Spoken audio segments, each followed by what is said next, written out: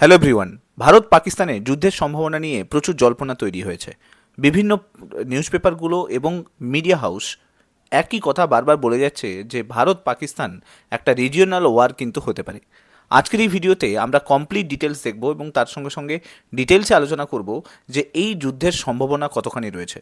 আমরা অনেক কিছু বিষয় নিয়ে ডিসকাস করব যে ইতিহাসে কি রয়েছে, ইতিহাস কি বলছে, এই যুদ্ধ হওয়ার সম্ভাবনা আছে কিনা, বর্তমান পরিস্থিতি কেমন রয়েছে, যুদ্ধের সম্ভাবনা কতখানি রয়েছে, ভারত কি কি পদক্ষেপ নিতে পারে, যুদ্ধের জন্য কি কি পদক্ষেপ, কূটনৈতিক পদক্ষেপ কি কি নিতে পারে, সামরিক পদক্ষেপ কি কি নিতে পারে, তার সঙ্গে সঙ্গে আন্তর্জাতিক প্রতিক্রিয়া কি আসছে, অর্থাৎ চায়না, রাশিয়া, ইউএন এরা কী ধরনের প্রতিক্রিয়া দিচ্ছে, এই সমস্ত কিছু ডিটেলসে ভিডিওটার মধ্যে ডিসকাস করব এবং তার সঙ্গে সঙ্গে এটাও বলবো যে ভারত আর পাকিস্তানের মধ্যে যুদ্ধের সম্ভাবনা যদি নাও থাকে তাহলে ভারত পাকিস্তানের মধ্যে এমন কোন কোন জিনিসগুলো ঘটতে পারে যেগুলো পরবর্তীকালে পেহেলগাম অ্যাটাকের রিভেঞ্জ হিসেবে দেখা হতে পারে। সো ডিটেলসে ভিডিওটার মধ্যে থাকবে। ভিডিওটা ভালো লাগলে লাইক করে দেবেন, চ্যানেলটাতে নতুন হয়ে থাকলে সাবস্ক্রাইব করে নেবেন এবং মাস চ্যানেলটার সঙ্গে জুড়ে থাকতে ভুলবেন না।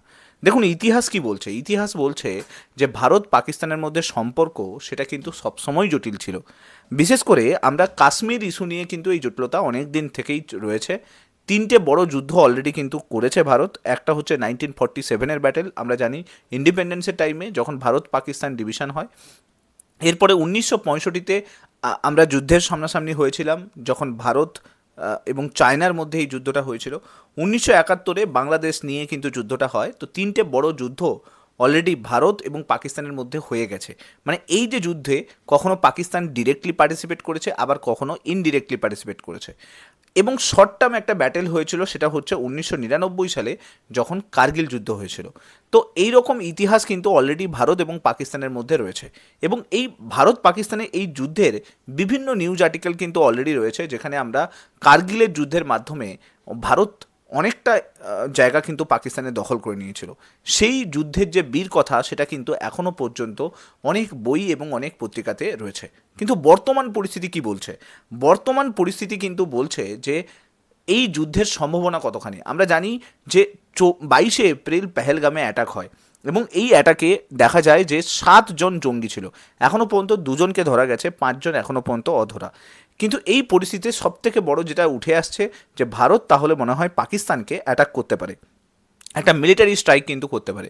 এবং পাকিস্তানের তরফ থেকে বারবার বলা হচ্ছে যে ভারত যে কোনো সময় মিলিটারি স্ট্রাইক করবে, সেটা 24 ঘন্টা হোক, 36 আওয়ার্স হোক, এরকম কিন্তু পাকিস্তানের বিভিন্ন মন্ত্রীরা বলছে। কিন্তু সম্ভাবনা বলছে যে দুটো দেশের কাছে পারমাণবিক অস্ত্র কিন্তু আছে। তো যেহেতু পারমাণবিক অস্ত্র রয়েছে, তাহলে যুদ্ধ যদি রূপ নেয় তাহলে একটা অনাকাঙ্ক্ষিত বিপজ্জনক পরিস্থিতি কিন্তু তৈরি হতে পারে, মিসক্যালকুলেশন হতে পারে, পাকিস্তান ওদিক থেকে নিউক্লিয়ার অ্যাটাক করতে পারে।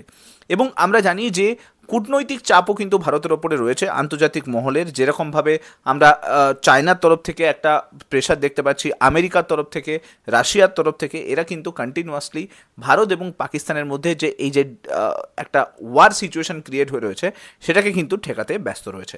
আমরা জানি যে এই কদিনে পাকিস্তানের ওপরে কিন্তু অনেকখানি প্রেশার ভারত কিন্তু ক্রিয়েট করে রেখেছে। এবং তার সঙ্গে সঙ্গে আমরা যদি নিউক্লিয়ার অ্যাটাকের দিক দিয়ে দেখি বা নিউক্লিয়ার মোবিলিটির দিক দিয়ে দেখি, তাহলে ভারতের থেকে আমরা কিন্তু অনেকখানি এগিয়ে, পাকিস্তানের থেকে আমরা কিন্তু অনেকখানি এগিয়ে। কারণ ভারতের কাছে এই মুহূর্তে নিউক্লিয়ার যদি ওয়ারহেড দেখা হয় সেটা কিন্তু 174 খানার কাছাকাছি নিউক্লিয়ার ওয়ারহেড আছে।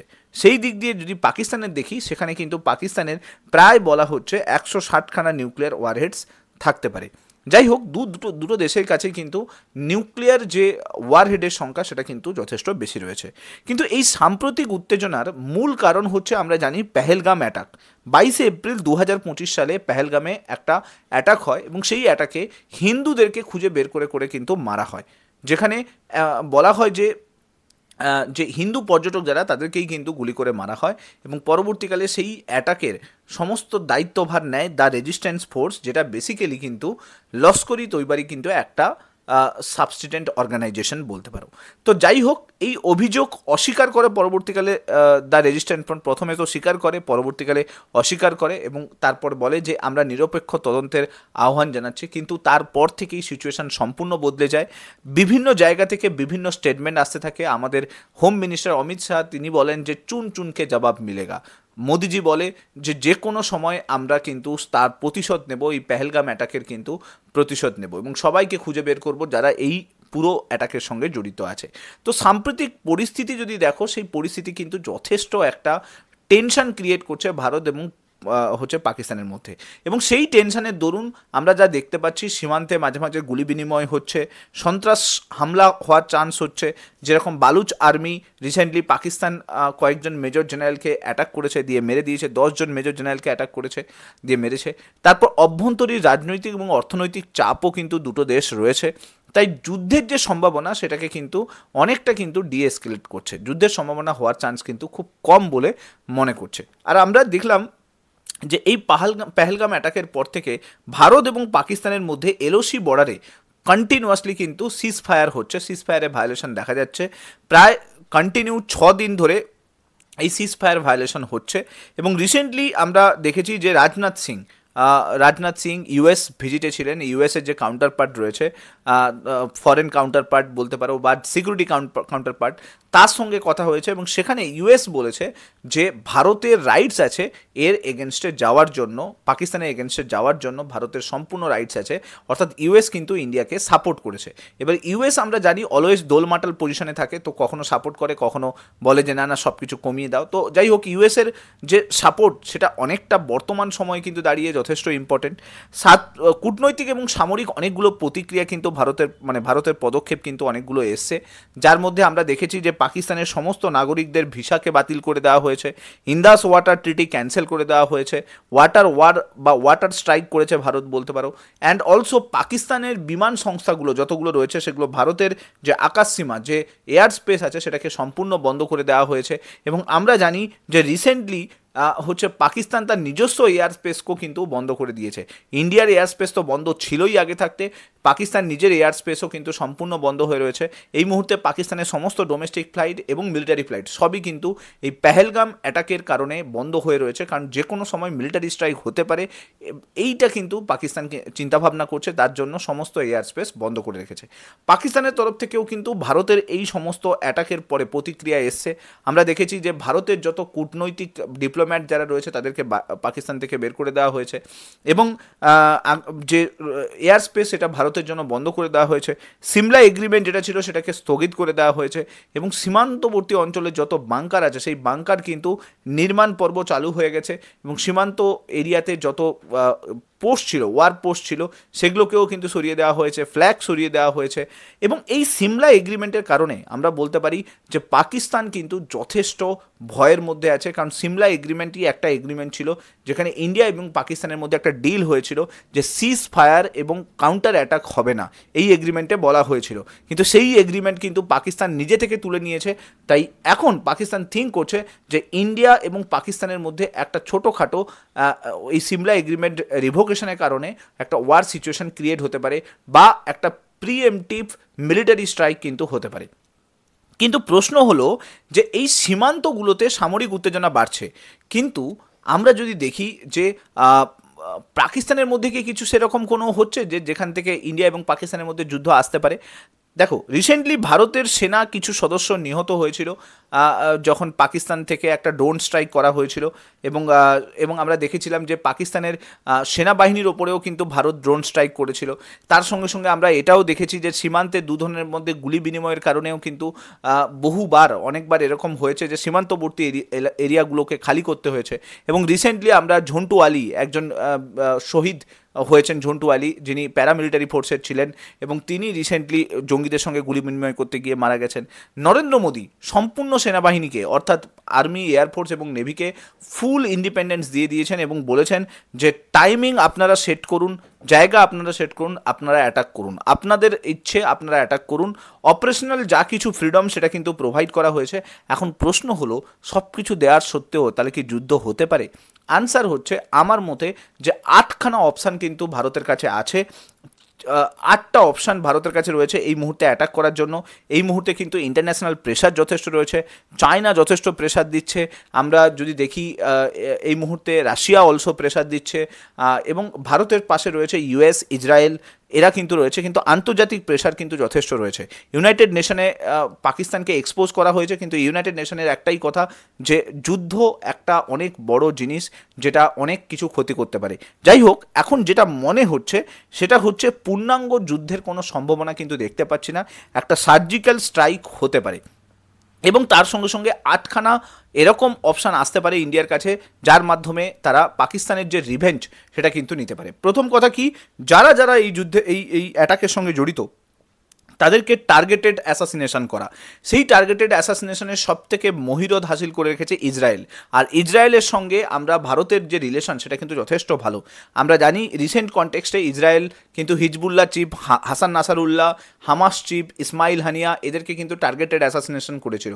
তো আমার যেটা মনে হচ্ছে যে ইসরায়েলের সঙ্গে মিলে, মোসাদের সঙ্গে মিলে টার্গেটেড অ্যাসাসিনেশন করতে পারে, আসিফ মুনিরকে অ্যাটাক করতে পারে বা হাফিজ সঈদকে অ্যাটাক করতে পারে, তো বা আসিম মালিককে অ্যাটাক করতে পারে আইএসআই চিফ। তো এদের কাউকে কিন্তু অ্যাটাক করার একটা চান্স আছে।